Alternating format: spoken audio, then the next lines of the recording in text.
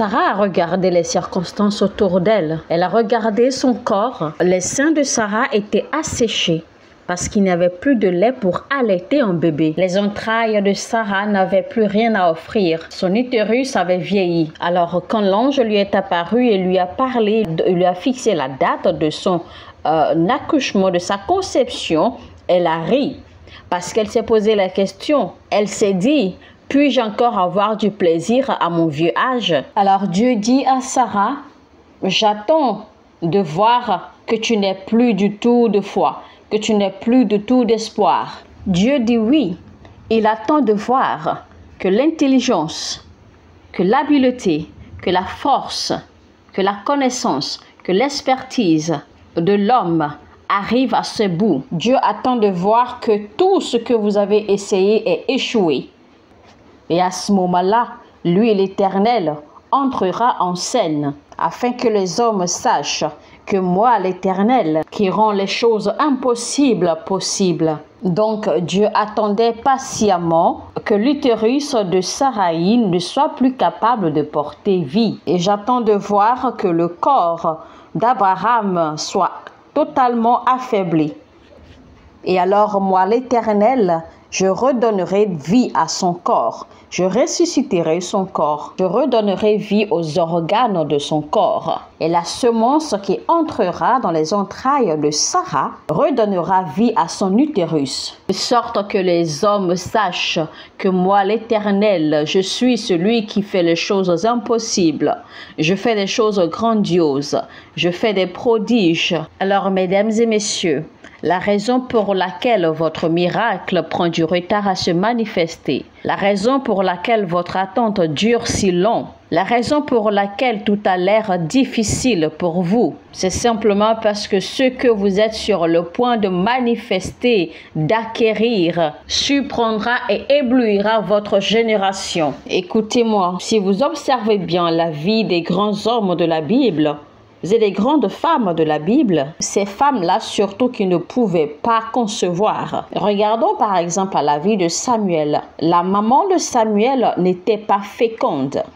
Elle était stérile. Et pourtant, vous voyez qu'elle a donné naissance à un des plus grands prophètes de l'humanité. Aussi, quand le Seigneur se souvint de Anne, elle a donné naissance à l'un des plus grands prophètes de tous les temps. Samuel n'était pas juste un enfant ordinaire, il était un enfant prophétique, un enfant de destin. Alors David demanda: y a-t-il quelqu'un qui reste dans la maison de Saül afin que je lui fasse du bien, afin que je lui démontre de la bonté? En réalité, il n'était supposé rester personne de la maison de la génération de Saül, parce que toute la maison et toutes les semences, les progénitures de Saül avaient été décimées complètement, avaient été décapitées. Donc, il n'était même pas supposé en demeurer un seul. Donc, Méphibosheth était un miracle. Si seulement vous avez une idée de ce que l'ennemi fait, ou de ce que l'ennemi a fait, ou de ce qu'il a préparé, ce qu'il a intenté contre vous, mais que Dieu vous en a préservé, que Dieu vous en a protégé. Mais Dieu a dit non et vous a couvert. Vous sauriez que vous êtes vraiment un miracle. De la même façon que Méphibosheth était un miracle. Vous êtes un miracle. Alors le verset continue et dit: y a-t-il quelqu'un qui reste dans la maison de Saül afin que je lui montre de la bonté à cause de Jonathan? Alors sur ce, je m'en vais vous demander ceci. Je prie vraiment que vous serviez Dieu, pas seulement à cause de vous, mais je prie que vous serviez Dieu pour être bon. Je prie que vous serviez Dieu à cause de l'avenir. Je prie que vous serviez Dieu à cause de vos progénitures, parce que vous portez à l'intérieur de vous des générations, des nations. Donc, servez Dieu pour eux tous et non seulement pour vous-même. Ne servez pas Dieu seulement à cause de vos besoins personnels, à cause de vos intérêts personnels. Servez Dieu à cause de ces générations, à cause de ces nations que vous portez à l'intérieur de vous. David a tellement servi Dieu que même quand son fils Salomon en était arrivé à commettre l'une des plus grandes abominations sur la terre contre Dieu, alors Dieu dit: Salomon, je t'aurais détruit, je t'aurais tué et éparpillé ton royaume. Mais à cause de ton père David, à cause de David, ton père, mon serviteur, et à cause de la façon dont il m'a servi, et pour toutes les œuvres qu'il a faites dans ma maison, je t'épargnerai toi. Mais je reporterai le jugement sur tes générations, sur tes enfants. Et tout ceci, je ferai à cause de ton père, David, mon serviteur.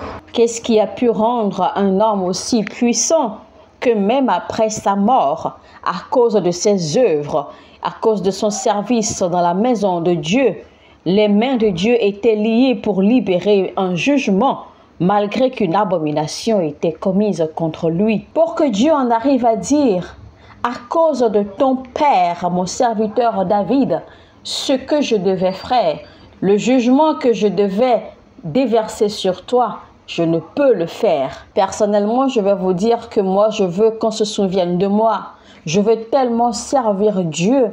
Et je veux que le ciel et la terre se souviennent de moi, même quand je ne suis plus là. Je veux tellement servir Dieu, au point où même quand je ne suis pas là, que mes œuvres parlent pour mes enfants, pour mes petits-enfants, pour mes arrière-petits-enfants, et jusqu'à des générations infinies qui me suivent. Alors, on continue encore dans le verset. Alors, on fit appel à Ziba, qui était l'un des serviteurs de Jonathan. Alors, quand Ziba vint vers le roi David, David posa encore la question. N'y a-t-il pas quelqu'un qui demeure dans la maison de Saül afin que je lui démontre de la bonté à cause de Jonathan? Et alors, à Ziba de répondre, effectivement, Jonathan avait un fils perclus de pied, nommé Méphibosheth. Maintenant, qu'il vous souvienne rapidement que Méphibosheth, à la naissance, n'était pas perclus. Méphibosheth était né dans la royauté.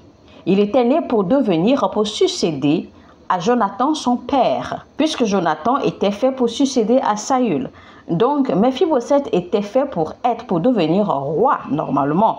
Mais voici que la vie l'a rendu désavantageux. Et donc, il a été coupé de la lignée royale. Il a été oublié, il a été laissé pour compte, il a été dépossédé de toute royauté. Mais heureusement qu'il y avait quelqu'un comme David qui avait le cœur de Dieu et qui se souvint de la maison de Saül. Alors David demanda: où est-il? Et à Ziba de répondre qu'il vit à Lo-debar. Et Lo-debar, en fait, est un endroit délaissé, oublié, un petit village de rien du tout, un petit village séparé de tout. Mais je puis vous dire maintenant à travers ceci que Dieu est sur le point de changer l'histoire de quelqu'un, de changer la situation, de changer l'adresse de quelqu'un maintenant à travers ce message. Amen. Le statut de Méphibosheth, l'adresse de Méphibosheth, toute sa condition était sur le point de changer parce que Dieu s'est souvenu de lui. Alors quand Dieu se souvient enfin de vous, votre statut change, votre adresse change, votre personne, votre condition, tout autour de vous et tout à propos de vous change. Alors, le roi David envoya ses serviteurs chercher Méphibosheth de la maison de Milca, le fils de Amir, à Lo-debar. Alors, quand Méphibosheth se présenta devant le roi, il se prosterna face contre terre et salua le roi. Et le roi lui dit: Méphibosheth, ne crains rien, car je te démontrerai de la bonté. Je te ferai du bien à cause de ton père Jonathan. Et le roi continua, le roi dit à Méphibosheth: et tu mangeras désormais à ma table tous les jours de ta vie, continuellement jusqu'à jamais. Je rappelle encore rapidement que, en temps normal, Méphibosheth était destiné à manger à la table du roi, parce qu'il était de la royauté. Mais voici que malheureusement, durant le cours de sa vie, il a été relégué. On lui a tout pris, on l'a dépossédé de tout, on lui a tout refusé. C'est alors que Dieu décida de démontrer de la bonté à Méphibosheth. Dieu dit alors à Méphibosheth: tu pourrais ne plus avoir le trône de roi, mais je te ferai jouir des mêmes privilèges. C'est ainsi qu'en un clin d'œil, en une nuit, l'histoire de Méphibosheth changea. Sa royauté lui était restaurée. En une nuit, toute la fortune du roi Saül qui devait être sienne lui a été transférée, lui a été restaurée. Je perçois ici, à travers ce message, une onction de revirement soudain, une onction de transformation, de restauration en une nuit. Alléluia. Vous savez, la Bible dit, ce n'est pas par la force, ni par l'intelligence, ni par l'expertise, ni par la capacité, ni par la connaissance, mais c'est par mon esprit, dit le Seigneur. Dieu est sur le point de faire quelque chose dans votre vie. Vous serez émerveillés. Les gens autour de vous en seront émerveillés. Vous verrez et vous reconnaîtrez vous-même que ceci n'est pas dû à votre expertise ou votre connaissance ou votre connexion ou votre intelligence. Vous reconnaîtrez vous-même que ce qui va se produire dans votre vie n'est rien d'autre que par la main de Dieu. Nous allons lire Genèse 8, du verset 1 au verset 4. Mais Dieu n'avait pas oublié Noé et toutes les bêtes sauvages et les bestiaux qui étaient avec lui dans le bateau. Il fit souffler un vent sur la terre. Alors les eaux se mirent à baisser. Les sources des eaux souterraines et les écluses du ciel se refermèrent. La pluie cessa de tomber. Peu à peu, les eaux se retirèrent de dessus la terre. Au bout des 150 jours, elles commencèrent à baisser.